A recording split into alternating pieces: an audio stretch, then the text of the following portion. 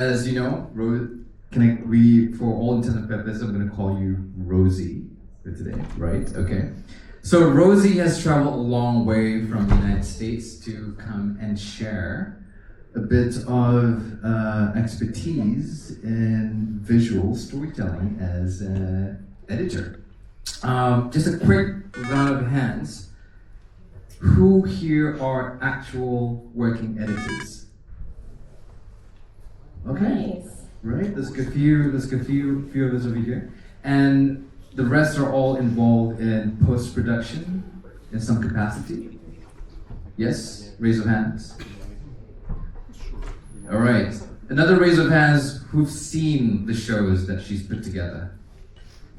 Phew. The worst is when they don't know it. This is great. Okay. So, how did we meet, Rosie? We can just start with something very simple. So I was an editor on season 3 of Mr. Robot, and one of the assistants, AJ Calumet, who's into food, and he told me, and of course Malaysians with food, right? So he told me we should do lunch sometimes during the in the middle. We will bring food together. Actually, I know of a Malaysian. I'm like, no, there's like no Malaysian there.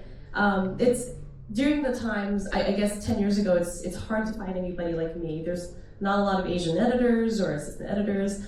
It's mostly male dominated. So when they told me there's a Malaysian on the other side, on the music side, I was like, let me see about that. Maybe it's like a hint of someone who just went to Malaysia for a little bit. And then finally we spoke on the phone, right? We spoke on the phone and then we connected. I also happened to know her late cousin over here once upon a time, and then that's how we got connected.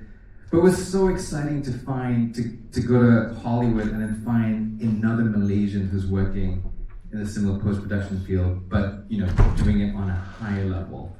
And also a female editor, because on Mr. Robot, I work with all boys, and then there's one other female, and then that's it. So usually I'm used to that. I'm used to that setting of working with just a male-dominated society, and I've kind of just functioned that way a little bit, just seeing. And then when I see another female editor, it's like, oh my God, there's you. There, so it's good to mix around. And I think lately in the industry, there's more of a mixed bag. More which is a mixed bag. Okay. But before we get to the current state of Hollywood, let's talk a little bit more about you. And how you came to be Roseanne Tan ACE. So I went to America when I was really little. I have family there, and the film business, Hollywood, is far, far reaching. I just knew I love film. My dad always kind of questioned me on film. The director, the DP, and he always questioned me that way. And I was fascinated. I was fascinated with the filmmaking aspect of it, and I just loved it. I would study films. I would watch, as a little girl, watch Godfather, as brutal as it was.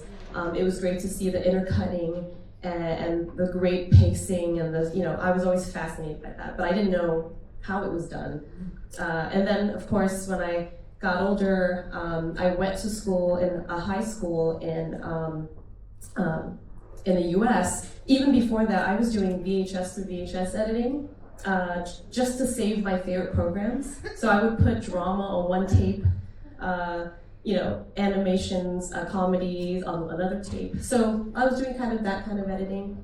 And then in high school, it was great because I had a camera, and there was a program that kind of taught you how to do actually linear editing. So I was fascinated by it. I would shoot my own footage, kind of went out and did my own school program stuff, and then edited on VHS to VHS. And I thought that was incredible. You can put music to it, and then you can do your own narration. And then I would mess